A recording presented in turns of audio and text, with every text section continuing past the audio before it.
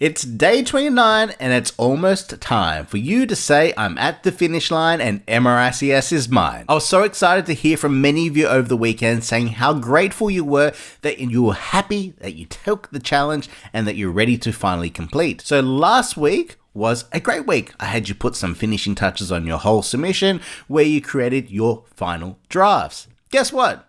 Continue to make those next drafts each and every time, reduce to ensure that you get the recommended word count, 1,500 for your mandatory, 4,000 for your technical, and 3,000 for your case study, and make sure it is as professional as possible. Now, you know I mentioned something called contradiction in the previous video, and this is being expanded on a little bit today, and also I'll be sharing some inside information about what the assessors are looking for in your whole submission. So the assessors will be reviewing your whole submission and interview holistically, but they're also looking for certain elements to help them navigate to ensure that you are fairly assessed towards the declared experience.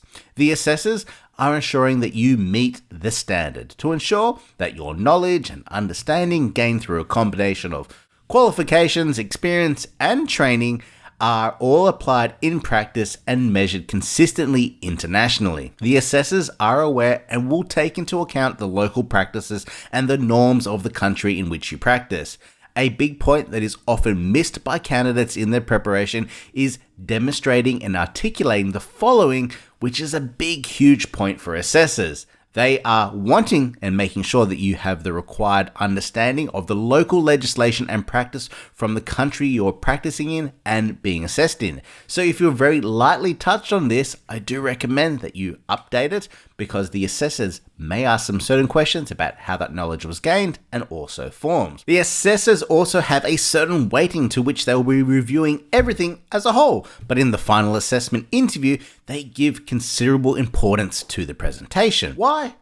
As it demonstrates professionalism. But remember, communication is one of the mandatory competencies. But the assessors are also advised on the following regarding your submission: that a good interview could overcome a weaker submission. However, a badly presented submission with errors would give some serious concerns to the assessors regarding the professionalism of the candidate. So this is why it's important and why I'm placing an importance to have a great, well-written, error-free, contradiction-free submission. And remember, while your submission is the competencies and case study, CPD, your employment and profile is very important.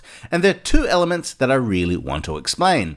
A part of your submission that makes up the assessors and how they can review is that qualification and employment piece, which you have to write. First is the contradiction that I've seen a few times with a couple of submissions where you kind of misrepresentate your employment or the scope of work and your experience. So for example, if you say that you're a senior QS in your employment, but there's no mention of you being a senior QS in your submission, this could be contradicting your writing. So it's important that you provide some detail to give an indication around what you're doing and have done within your career. So within your qualifications and employment history, don't be too basic and provide as much relevant information as possible.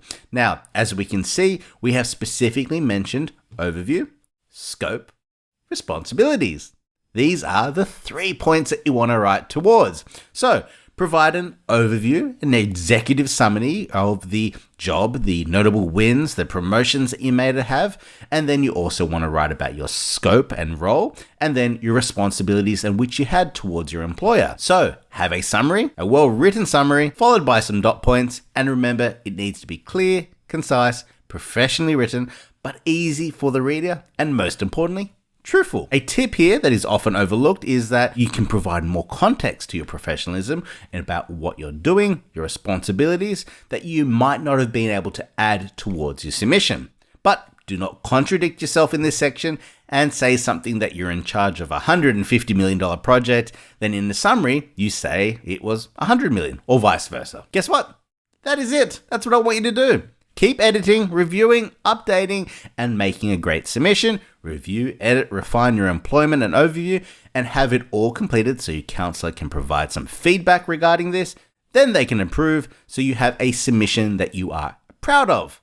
And if you haven't, it'll be a great opportunity to add some CPD and update your plan of when you're going to be submitting to make sure that you have enough CPD when you are required to submit. And guess what? I'll see everyone for the final day tomorrow. Bye-bye.